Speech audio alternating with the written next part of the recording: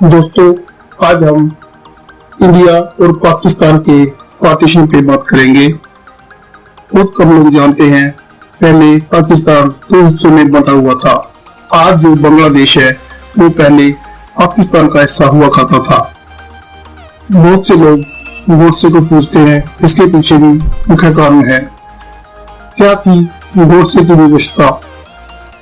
क्या गोडसे नहीं जानते थे कि आम आदमी को मारने में और एक राष्ट्रपिता को मारने में क्या अंतर है? क्या होगा परिवार का? कैसे कैसे कष्ट सहने पड़ेंगे परिवार और संबंधियों को और मित्रों को? क्या था गांधी का वध का वास्तविक कारण? क्या हुआ 30 जनवरी की रात्रि को पुणे के ब्राह्मणों के साथ? क्या था सावरकर और हिंदू महासभा का चिंतन? क्या हुआ गोडसे के बाद नारायण राव आप्टे का? कैसे नशस फांसी दी गई उन्हें? पाकिस्तान से दिल्ली की तरफ जो रेलगाड़ियां आ रही थी उनमें हिंदू इस प्रकार बैठे थे जैसे माल की बोरियां, एक के ऊपर एक रची जाती है। अंदर ज्यादातर मरे हुए ही थे। गला कटे हुए रेलगाड़ियों के छप्पर पर बहुत से लोग बैठे हुए थे। डिब्बों के अंदर सिर्फ सांस लेने भर की जगह बाकी थी। बैलगाड़ियां, ट्रक्स हिंदुओं से भरे हुए थे। रेलगाड़ियों पर लिखा हुआ था आजादी का तोहफा। रेलगाड़ियों में जो लाशें भरी हुई थी उनकी हालत कुछ ऐसी थी कि उनको उठाना मुश्किल था। दिल्ली पुलिस को फावड़े में उन लाशों को भरकर उठाना पड़ा। ट्रक में भरकर किसी निर्जन स्थान पर ले जाकर उन पर पेट्रोल के फव्वारे मारकर उन लाशों को जलाना पड़ा।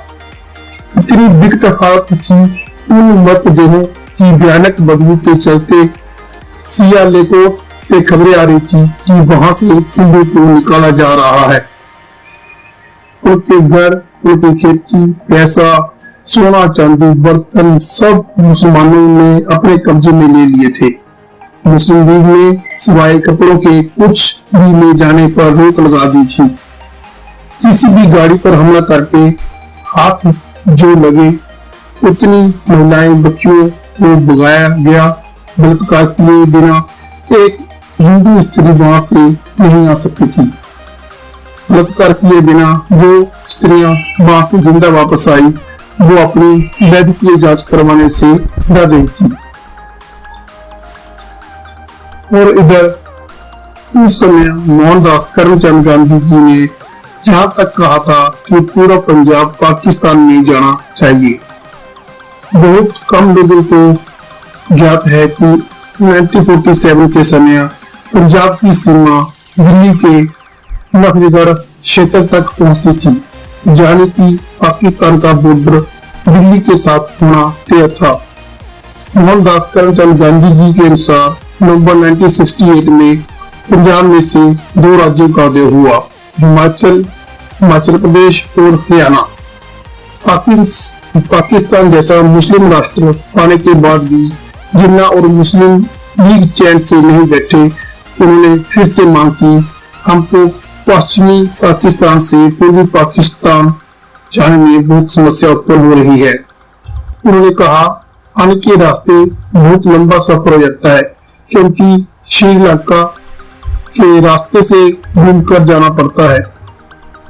नंबर 2, और हवाई जहाज से यात्राएं करने में अभी पाकिस्तान के मुसलमान सक्षम नहीं है, इसलिए कुछ मांगे रखी गई।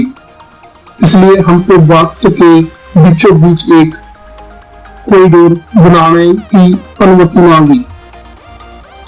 इसलिए हमको भारत के बीचों बीच एक कॉरिडोर बनाना है जो लाहौर से ढाका तक जाता हो, जिसकी चौड़ाई कम से कम 5 किलोमीटर चौड़ी हो। इसे में केवल मुस्लिम लोग ही रहेंगे। 30 जनवरी को गांधी जी का वध यदि ना होता तो तत्कालीन परिस्थिति में बच्चा यह जानता था कि यदि मोहनदास करमचंद गांधी 3 फरवरी 1948 को पाकिस्तान पहुंच गया तो इस मांग को भी मान लिया जाएगा।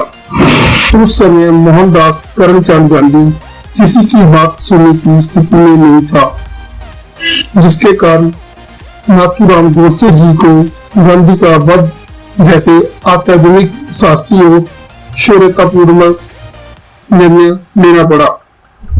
पंडित नाथूराम गोडसे जी ने क्या एक बार भी नहीं सोचा होगा कि वो क्या करने जा रहे हैं, किसके लिए ये सब कुछ कर रहे हैं। उनके इस निर्णय से उनके घर परिवार संबंधियों, उनकी जाति और उनसे जुड़े संगठनों पर क्या असर पड़ेगा। 10,000 से ज्यादा ब्राह्मणों के घर और दुकानें जलाए गए। उस समय संचार माध्यम इतने उच्च कोटि के नहीं थे, विकसित नहीं थे, फिर कैसे 3 घंटे के अंदर अंदर इतना सुनियोजित तरीके से इतना बड़ा नरसंहार कर दिया गया। सवाल उठता है कि उन हिंसक आतंकवादियों को पहले से गांधी का वध होने वाला है। जस्टिस खोसला, जिन्होंने गांधी वध से संबंधित केस की पूरी सुनवाई की 35 तारीखें पड़ी, अदालत ने निरीक्षण करवाया और पाया कि नाथूराम गोडसे जी की मानसिक दशा को तत्कालीन चिकित्सकों ने एकदम सामान्य घोषित किया। पंडित जी ने अपना अपराध स्वीकार किया। पहली ही सुनवाई में और अगली 34 सुनवाइयों में कुछ नहीं बोले। सबसे आखिरी सुनवाई में पंडित जी ने अपने शब्द कहे। गांधी वध के समय न्यायमूर्ति खोसला ने नाथूराम ने अपना वक्तव्य सभ्य पढ़कर सुनाने की अनुमति मांगी थी और उसे यह अनुमति मिली। नाथूराम गोडसे का यह न्यायालयीन वक्तव्य भारत सरकार द्वारा प्रतिबंधित कर दिया गया था। इस प्रतिबंध के विरुद्ध नाथूराम गोडसे के भाई तथा गांधी वध केस से अभियुक्त गोपाल गोडसे ने 60 वर्षों तक वैधानिक लड़ाई लड़ी और उसके फलस्वरूप सर्वोच्च न्यायालय ने इस प्रतिबंध को हटा दिया, उस वक्तव्य के प्रकाशन की अनुमति दे दी। तो दोस्तों, सोचने वाली बात है कि यदि महात्मा गांधी जी पाकिस्तान की इस डिमांड को पूरा कर देते तो आज हिंदुस्तान का क्या होता। इस कॉरिडोर से हिंदुस्तान के ही 2 हिस्से हो जाते, जिससे दोनों हिस्सों में कंट्रोल करना हिंदुस्तान के लिए मुश्किल जाता। यदि गोडसे ये निर्णय नहीं लेते तो शायद आज हिंदुस्तान के 2 हिस्से होते। बहुत से लोग गोडसे को गाली देते हैं और कुछ लोग महात्मा गांधी जी को। अब ये सोच हमारी है कि हमको गोडसे को एक कातिल माना जाना चाहिए या उसको हीरो। ये हम पर निर्भर करता है कि हमको क्या सोचना है। महात्मा गांधी जी ने आजादी के लिए बहुत कुछ किया। हम ये नहीं कहते कि महात्मा गांधी जी ने देश के लिए कुछ नहीं किया। उन्होंने जो किया है उनके जितना भी किसी ने नहीं किया। महात्मा गांधी जी के विचार आज भी हिंदुस्तान में जाने जाते हैं। हमें ऐसा सोचकर डर लगता है कि यदि पाकिस्तान को बांग्लादेश और पाकिस्तान के बीच कॉरिडोर मिल जाता तो आज क्या होता। जैसे आज पाकिस्तान आतंकवादी गतिविधियों को बढ़ावा देता है, ऐसे में उनको और आसानी हो जाती हिंदुस्तान में आतंकवाद फैलाने के लिए, क्योंकि जो रास्ता वो चुन रहे थे तो हिंदुस्तान को ऐसे 2 हिस्सों में बांट देता, जिसमें आतंक फैलाना बहुत आसान हो जाता। और उसी कॉरिडोर के अंदर वो 8 किलोमीटर के एरिया में सिर्फ मुस्लिम लोगों को रहने की अनुमति मांग रहा था। तो ऐसे में इस कॉरिडोर में भी हिंदुस्तान का कंट्रोल करना मुश्किल हो जाता। तो दोस्तों, जो कुछ हिंदुस्तान के लिए किया वो कुछ ही लोग समझ सकते हैं, क्योंकि आज की राजनीति के में गोडसे को एक आतंकवादी ही माना जाता है। पर जो उन्होंने किया वो सिर्फ हिंदुस्तान के लिए किया, क्योंकि वो जानते थे कि आने वाले टाइम में पाकिस्तान हिंदुस्तान का कभी साथ नहीं देगा, वो हमेशा उनके साथ बुरा ही करेगा।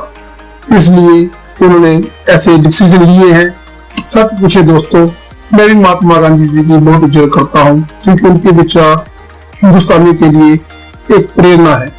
तो हम ये नहीं कह सकते कि महात्मा गांधी जी बुरे इंसान थे। उन्होंने हमारे लिए भी जो किया, हम उसके लिए उनको धन्यवाद करते हैं।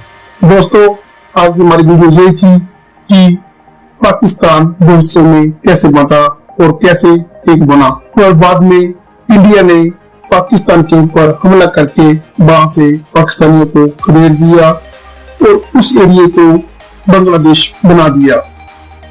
तब से दोस्तों बांग्लादेश एक नया देश बन गया और पाकिस्तान का एक हिस्सा खत्म हो गया। आज पाकिस्तान सिर्फ एक हिस्सा है और वो आज भी कश्मीर के लिए लड़ रहा है, जो कि वो भारत का हिस्सा है।